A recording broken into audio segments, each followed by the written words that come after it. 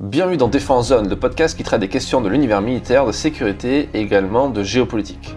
Cette semaine, nous sommes avec Romain, l'un des journalistes de notre rédaction. Salut Romain. Salut Fred.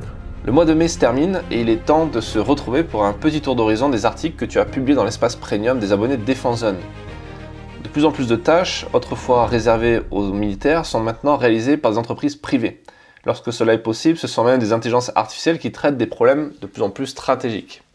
Paradoxalement, l'armée tente tout de même de recruter et de fidéliser des soldats, un défi bien plus difficile à relever qu'il n'y paraît. L'amélioration des soins et le suivi des blessés est l'une des solutions envisagées. Enfin, nous prendrons un peu de recul en examinant les conclusions du sommet du G7 qui s'est tenu au Japon du 19 au 21 mai dernier. Alors Romain, c'est toi qui t'es plongé dans tous ces sujets pour nos lecteurs. Peux-tu commencer par nous dire ce qu'est une SMP ?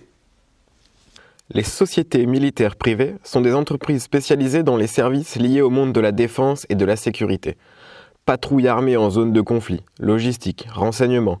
L'offre est aussi grande que le nombre de SMP en activité de par le monde. Ces entreprises sont de plus en plus sollicitées par l'armée française. Alors il semble que ce phénomène d'externalisation soulève des questions concernant l'autonomie stratégique et la souveraineté du pays. Quels sont les risques ? Tout à fait. L'externalisation, que l'on peut considérer comme une privatisation de certains aspects de l'armée, comporte de nombreux risques. Depuis les années 90 environ, ce phénomène a progressivement modifié l'idéologie de défense tricolore. En confiant des tâches de plus en plus cruciales à des entreprises privées, l'armée française risque de perdre certains de ses savoir-faire et d'entretenir des dépendances, notamment auprès d'entreprises étrangères. Pourtant, il y a des gens qui sont pour. Quels sont leurs arguments ? Évidemment, la presse et la littérature stratégique regorgent d'éditos et d'essais plaidant pour plus d'externalisation. À l'heure où les budgets sont de plus en plus contraints, les promesses d'optimisation des ressources et de réduction des coûts sonnent juste aux oreilles des politiques. Enfin, ces partisans considèrent que le combat doit être le cœur de métier de l'armée et qu'il est donc préférable de se recentrer sur cette activité. Entre avantages et inconvénients, il semble donc primordial de trouver un équilibre entre privatisation et maintien des compétences au sein des armées, afin de préserver l'autonomie stratégique du pays. Ce sujet est très proche de celui de l'intelligence artificielle. De plus en plus de tâches pourront être confiées non plus à des entreprises, mais à des ordinateurs. En effet, l'intelligence artificielle présente des risques similaires. L'IA est en train de devenir un élément crucial de la défense, offrant des perspectives majeures. Les armées modernes la considèrent comme le moyen d'atteindre la supériorité tactique en exploitant les vastes quantités de données qu'elles ont accumulées. On ne parle pas de futur là, l'IA est déjà largement utilisée. Les projets actuels se concentrent principalement sur la détection et le traitement automatisé des données, offrant des avantages pour le renseignement, la maintenance prédictive ou la préparation opérationnelle par exemple. Des entreprises telles KTA, Préligence et d'autres développent ce type de solutions. Tandis que des pays comme la Chine ou les États-Unis cherchent à intégrer l'IA dans leur système d'armes, augmentant ainsi leur précision et leur efficacité. Cependant, il faut avouer que tout avantage comporte son lot de risques. Les limites technologiques, les cyberattaques, la gestion de grandes quantités de données et les biais cognitifs sont des préoccupations importantes au sein des armées du monde entier. Romain, ce qu'on évoque ici ne concerne finalement que les IA faibles, entre guillemets, celles qui traitent des problèmes relativement simples et dictés à l'avance. Qu'en est-il des IA fortes ? C'est à ce moment de la discussion qu'on quitte le présent pour basculer dans le futur. Avec l'IA forte, celle qui est capable de raisonner de manière autonome, les risques sont d'une toute autre dimension. Qu'en est-il de la capacité des humains à comprendre et à contrôler les décisions prises par l'IA ? Si l'IA forte émergeait, cela pourrait potentiellement bouleverser les relations politiques et militaires et changer la nature même de la guerre. Elle deviendrait plus rationnelle et politique, avec une réduction de l'importance des individus sur le champ de bataille. La guerre serait donc moins humaine, plus froide et qui sait, peut-être encore plus impitoyable. Malgré l'expansion de l'externalisation et du développement de l'IA, l'armée française souhaite fidéliser ses soldats et en recruter de nouveaux. Et pour le coup, elle a bien du mal à le faire. Elle n'est pas la seule à avoir des problèmes d'effectifs. Les armées suisses et françaises font face à des défis similaires en matière de recrutement et de fidélisation de leurs effectifs.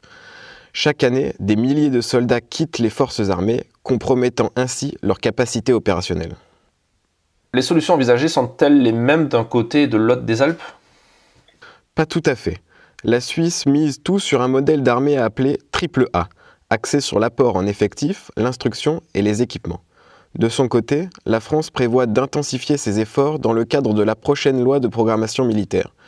Des mesures visant à améliorer les conditions de vie dans les enceintes militaires ou encore à soutenir les familles sont prévues. Malgré tout, c'est le doublement des effectifs de la réserve opérationnelle qui semble être la solution préférée côté français. Alors l'actualité, c'est aussi du coup ce plan blessé présenté par le gouvernement le 10 mai dernier. Son but est bien de renforcer la prise en charge des militaires blessés, mais aussi d'améliorer la fidélisation des soldats en redorant l'image de l'armée française, car de nombreux blessés décrivent un véritable parcours du combattant. Parcours du combattant, mur administratif, chemin de croix. En effet, les retours des soldats blessés physiquement ou psychiquement sont rarement élogieux à l'égard de l'institution. Avec ses 116 mesures, ce plan blessé vise d'une part à renforcer l'offre de soins et d'autre part à simplifier les démarches administratives. Un budget de 170 millions d'euros sera alloué au dispositif d'indemnisation et d'accompagnement, en plus des 800 millions d'euros déjà consacrés chaque année aux blessés. Des maisons Athos, lieux de réhabilitation psychosociale, sont également prévues pour aider les militaires à se reconstruire. 4 sont déjà opérationnels et 6 autres devraient ouvrir d'ici à 2030. Peut-on espérer que le ministère change la donne avec ce plan ? Eh bien, c'est compliqué. Malgré les meilleures intentions, le nombre d'interlocuteurs s'est multiplié ces dernières années, tout comme le nombre de formulaires. Le renversement de la charge de la preuve, leitmotiv de ce nouveau plan blessé, n'est pas nouveau en réalité. Il a été introduit par la loi du 13 juillet 2018. Déjà à l'époque, il n'avait pas eu l'effet simplificateur escompté. Espérons que les choses changent dans ce cas. Prenons un peu de hauteur maintenant en parlant du sommet du G7 qui s'est tenu du 19 au 31 mai dernier. Un sommet sans doute placé sous le signe de l'Indo-Pacifique car c'est la ville d'Hiroshima au Japon qui a accueilli les délégations de l'Alliance occidentale. Cela n'a rien d'anodin, c'est certain. En faisant du Japon le pays hôte de ce sommet, les membres du G7 cherchent à se faire des alliés au Sud.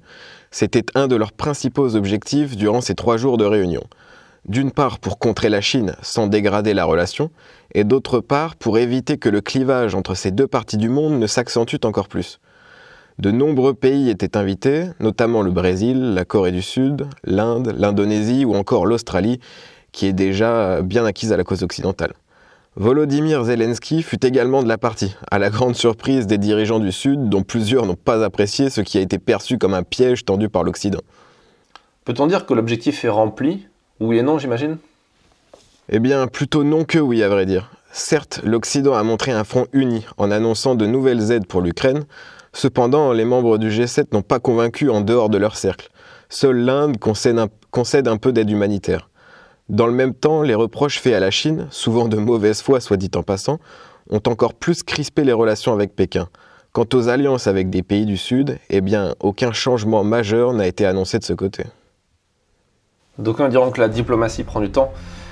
Merci Romain pour cette présentation détaillée qui donne vraiment envie de lire tout ça. Je rappelle qu'en étant abonné à Défense Zone, vous avez accès à tout ce contenu premium et plus encore, car dans notre espace membre, vous pouvez également consulter tous les anciens numéros du magazine en version digitale et vous pourrez également écouter des épisodes inédits du podcast. Pour ce faire, rien de plus simple, rendez-vous sur notre site internet défense-zone.com, puis cliquez sur l'onglet Premium en haut à droite et sélectionnez l'offre qui vous intéresse. Si vous êtes plus papier que numérique, vous avez également la possibilité de recevoir notre magazine trimestriel directement dans votre boîte aux lettres. Rendez-vous sur notre site internet pour retrouver toutes les infos et à très vite dans un prochain épisode du podcast.